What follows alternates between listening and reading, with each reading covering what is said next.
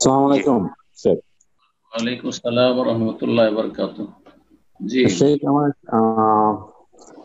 যারা এনজিও তে চাকরি করে অথবা এনজিওর ব্যবসা করে বা সুদি কারবারি করে তাদের বাসায় খাবার বিধানটা কি শেখ? এনজিও তে চাকরি করে। জি। এনজিও মানে নন গভর্নমেন্ট, হ্যাঁ, অর্গানাইজেশন। সেটা তো ইসলামিকও হইতে পারে। তাহলে শুধু না, এনজিও? ইসলামিক না শেখ, এটা হচ্ছে সুদি, একদম সরাসরি সুদি হবে। হ্যাঁ, সুদের, অমুসলিমদের বা ধর্ম প্রচারের, হ্যাঁ, অন্য অন্য ধর্ম প্রচারের তো জায়েজ নয়, এগুলোতে চাকরি করা জায়েজ নয়, হারাম। তাদের রুজি হারাম, তাদের ইনকাম হারাম।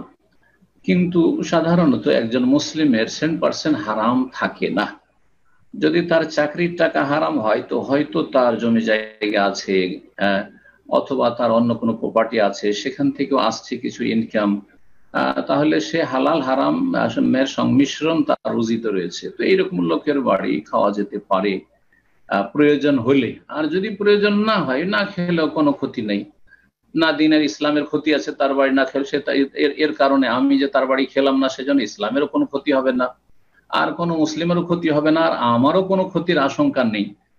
কারণ আল্লাহ বলছেন, ওয়ালা তুলকু বিআইদিকুম ইলা তাহলুকা। জালেম হইতে পারে, অনেক সময় জালেম নেতা তার বাড়ি দাওয়াত করেছে, আরে খাবি না, তোকে দেখবো, আমাকে একটা কেসে আপনাকে ফাঁসিয়ে দিল। তো আল্লাহ তো বলছেন না যে এরকম ঝুঁকি নেন আপনি।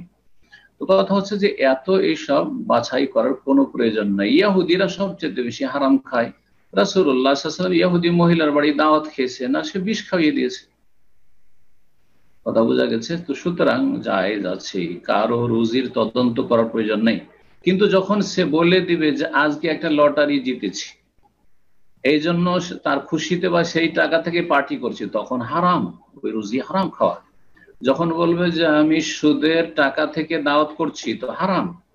যখন বলবে যে আমি এনজিও তে প্রথম মাসে বেতন পেয়েছি, সেখান থেকে আমি আপনাদেরকে খাওয়াচ্ছি, পার্টি করছি, তখন হারাম।